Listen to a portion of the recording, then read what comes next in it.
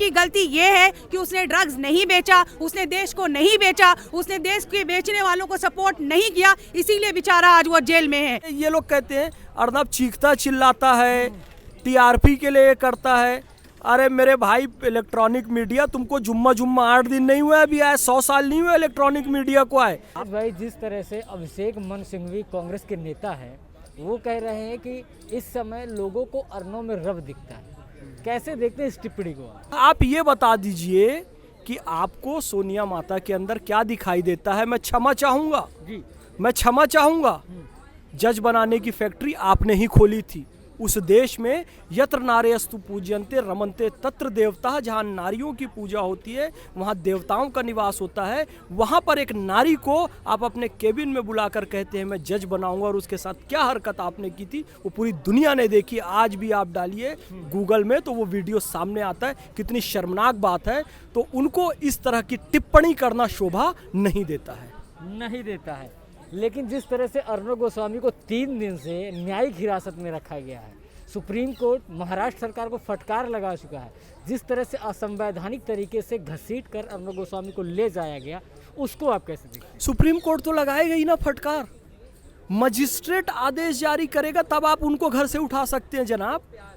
और मजिस्ट्रेट को आदेश देने का काम मुख्यमंत्री और प्रधानमंत्री कोई नहीं कर सकता। क्यों? क्योंकि भारतीय संविधान ने शक्ति पृथक्करण का सिद्धांत रखा है। व्यवस्थापिका और कार्यपालिका से न्यायपालिका बिल्कुल अलग होगी। कोई सांसद, विधायक, मुख्यमंत्री, प्रधानमंत्री उस पर दबाव नहीं डाल सकता। आपने बिना मजिस्ट्रेट की अनुमति से केवल व्यक्तिगत दुश्मनी निभाने के लिए अपनी पुलिस को वहां पर भेज दिया और अपराधी की तरह व्यवहार किया, जैसे कोई गैंगस्टर के साथ व्यवहार करता है उस तरह का व्यवहार किया उनके बच्चे के साथ, उनकी पत्नी के साथ, अर्नब के साथ। तो सुप्रीम कोर्ट तो नाराज हुआ, पूरे देश में और पूरी दुनिया में मुद्दा जा रहा है। जुडिशरी की छिछी लेदर होगी। जुडिशरी को भी तो अपने मान सम्मान की चिंता है ना, इसलिए जुडिशरी उसको फटकार लगा रही है। उनको शर्म आनी चाहिए। बिना जुडिशरी की अनुमति के लोग ये काम कर रहे हैं और अभी तक उनको पेश करिए, जमानत दीजिए। ऐसे कैसे आप किसी को भी कस्टडी में रख लेते? मजिस्ट्रेट जमानत देंगे उनको? और इनको अंदर से तो पता है, साधु संतों की आह लगी है पालघर के इनको। सुशांत आत्महत्या करने पर मजबूर हुआ है और ये जो दाऊद के गुर्गे वहाँ पर बॉलीवुड की फिल्म इंडस्ट्री चला रहे हैं। कोई नया युवा जैसे ही प्रवेश करता है तो पहले ये इसे ड्रग्स पीने, नशा करने के लिए मजबूर करते हैं, और जो ऐसा नहीं करता है उसको धीरे धीरे ये इंडस्ट्री से बाहर कर देते हैं। करण जौहर का वो सारा वीडियो आ चुका, कैसे सबको बैठाकर वो नशा करता है। और ये सारी गलती में उनके सुपुत्र भी शामिल हैं। मोदी जी एक को शहजादा करते हैं, इधर भी एक युवराज है महाराष्ट्र में, ऐसा नहीं है। तो ये सारे लोग शामिल हैं और इन लोगों ने अपने उस शहजादे और युवराज को बचाने के लिए सारा काम किया है। तो दिल में डर है, इसीलिए चुप हैं। जनता के हित के लिए शांत रह के जब बोलना पड़े तो व्यक्ति शांत रहकर भी समाचार वाचन करेगा, और जब चीखना पड़े, ऊंची आवाज करना पड़े, बुलंद आवाज करना पड़े तो आवाज बुलंद करेंगे। सब पत्रकारिता का अंग है। आप ये लोग कहते हैं अर्नब चीखता चिल्लाता है, टीआरपी के लिए करता है। अरे मेरे भाई, इलेक्ट्रॉनिक मीडिया तुमको जुम्मा 8 दिन नहीं हुआ अभी आए, 100 साल नहीं हुए इलेक्ट्रॉनिक मीडिया को आए। भारत का सबसे पुराना मीडिया, दुनिया का सबसे पुराना मीडिया क्या है? दुनिया का सबसे पुराना मीडिया जो है वो इलेक्ट्रॉनिक चैनल नहीं है, वो प्रिंट मीडिया नहीं है, वो सोशल मीडिया नहीं है। दुनिया का सबसे पुराना मीडिया एक व्यक्ति मीडिया है। एक व्यक्ति ढोल लेकर निकलता था और जोर जोर से ढोल बजाता था, सुनो सुनो सुनो गांव वालों, आज शाम को कार्यक्रम रखा गया है राजा के महल पे, वहां पर सबको पहुंचना है। आज शाम को रामलीला का मंचन होने वाला है। तो वो क्या धीमी आवाज में बोलता था? चिल्ला कर बोलता था। और जब रामलीला का मंचन रखा गया तो रामलीला के मंचन में साहब माइक नहीं होता था, हर एक पात्र ऊंची आवाज में बोलता। जो दुनिया का पहला मीडिया है वही ऊंची आवाज से चालू हुआ है। तो आज यदि ऊंची आवाज में बोल रहे हैं जनता के कान तक बात पहुंचाने, क्या गलत कर रहे हैं? असल में ये लोग ना मास कम्युनिकेशन की पढ़ाई करते हैं, लेकिन वो ठीक से शायद मेरे ख्याल से पढ़ते नहीं है, इसलिए इनको मीडिया के विभिन्न स्रोत, इनसे पूछो जी मीडिया क्या है? मीडिया जी print media, electronic media, social media. अरे रंगमंची मीडिया सबसे इंपॉर्टेंट है मेरे भाई, वो प्राचीन काल से चला रहे, उसमें चिल्ला के। जिस तरह से अर्नब गोस्वामी को करीब 3 दिन हो गए न्यायिक हिरासत में रहते हुए, जमानत नहीं मिल रही, आखिरकार इतने बड़े एडिटर इन चीफ हैं, कैसे देखते हैं इस पूरे मामले को? देखिए, ये पूरा मामला जो है इन लोगों ने जानबूझकर काफ़ी प्लानिंग के तहत महाराष्ट्र सरकार ने किया है। पुराने बंद हुए केस को रीओपन किया है। इस केस को रीओपन करने के लिए उनको मजिस्ट्रेट का ऑर्डर लेना था, वो भी नहीं लिया है।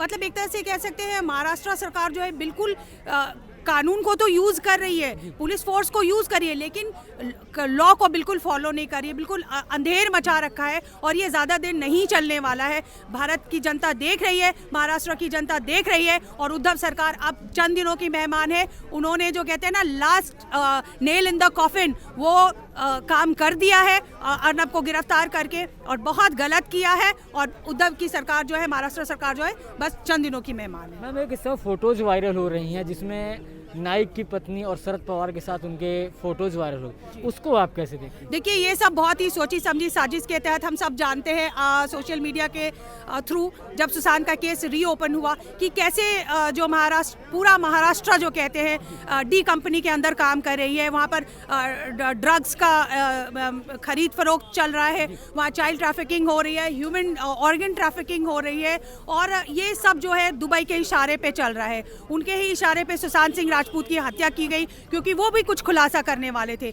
उस बात को इन लोगों ने हर चैनल को मैनेज करके, हर पत्रकार को मैनेज करके दबा दिया। पर जब अर्नब नहीं दबे और अर्नब ने सुशांत सिंह की बात को आगे ला करके रखा, पब्लिक में लोगों को बताया कि क्या चल रहा है, ये देश को कैसे बेच रहे हैं, सफ़ेद कपड़े पहन करके ये एनसीपी वाले, कांग्रेस वाले देश को जो बेचने का काम कर रहे हैं, उस बात को अर्नब जी ने अपने प्लेटफॉर्म पर रखा और उसी का नतीजा आज उनको भोगना पड़ रहा है। पर ये ज़्यादा दिन इनका नहीं चलने वाला। अर्नब जरूर वापस आएंगे और सकुशल वापस आएंगे। पूरे भारत की जनता उनके साथ है। लेकिन मैम, एक बात ये जानने की कोशिश करेंगे क्योंकि जिस तरह से पूरा का पूरा मामला चल रहा है, मीडिया इस समय साइलेंट है, क्योंकि मीडिया के ऊपर भी कई सारे सवाल खड़े हो रहे हैं। कितने बड़े एडिटर इन चीफ है, अगर उनको डेमोक्रेसी का चौथा स्तंभ तोड़ा जा रहा है तो बाकी मीडिया आखिरकार क्यों नहीं बोल रही है? बाकी मीडिया बिकी हुई है, वो मैनेजेबल है, वो पैसे खाते हैं, वो इनके टुकड़े टुकड़े गैंग के सपोर्ट में आते हैं। और अर्नब भी अगर बाकियों की तरह बिक गया होता तो आज जेल में नहीं होता, टू बी फ्रैंक बाहर होता। ये मैं आपको बताना चाहती हूँ। अर्नब की गलती ये है कि उसने ड्रग्स नहीं बेचा, उसने देश को नहीं बेचा, उसने देश के बेचने वालों को सपोर्ट नहीं किया, इसीलिए बेचारा आज वो जेल में है। देश के हितों की रक्षा करने वालों को, देश के बारे में काम करने वालों को, देश के बारे में जो अच्छा सोचेंगे, आज देखिए महाराष्ट्र में उसके साथ क्या हो रहा है, वही हो रहा है जो अर्नब के साथ हो रहा है। बहुत गलत है ये। लेकिन मैम, जिस तरह से शरद पवार की बात करें, हमेशा खड़े हो जाते हैं किसी मामले में अगर कोई गलत होता है। आज इतना बड़ा महाराष्ट्र के अंदर कांड होता है, इतने बड़े अर्नब को गिरफ्तार कर लिया जाता है, आखिरकार आज शरद पवार क्यों नहीं बोल रहे हैं? क्योंकि वो कहते हैं हमेशा मैं न्याय का साथ देता हूँ, न्याय के लिए खड़ा होता हूँ। आज ठाकरे सरकार जिस तरह से कर रही है, उनका कोई भी बयान नहीं आ रहा है।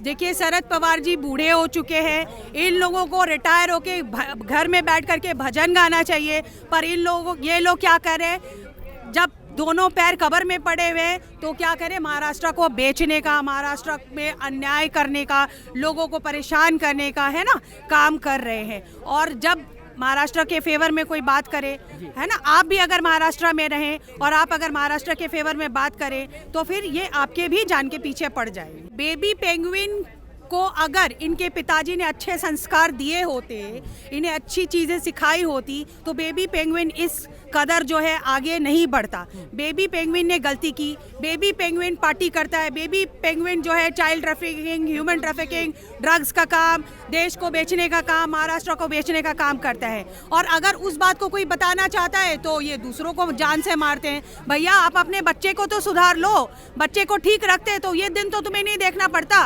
एक अपने बेबी पेंगुइन को बचाने के लिए क्या पूरे महाराष्ट्र की बलि चढ़ा देंगे ये लोग? ऐसा नहीं चलने वाला। पूरी देश की दुनिया, पूरी दुनिया, देश ही नहीं पूरी दुनिया में सब लोग जान रहे हैं कि बेबी पेंगुइन का क्या काम है, बेबी पेंगुइन क्या करते हैं और किसको बचाने के लिए ये लोग कर रहे हैं।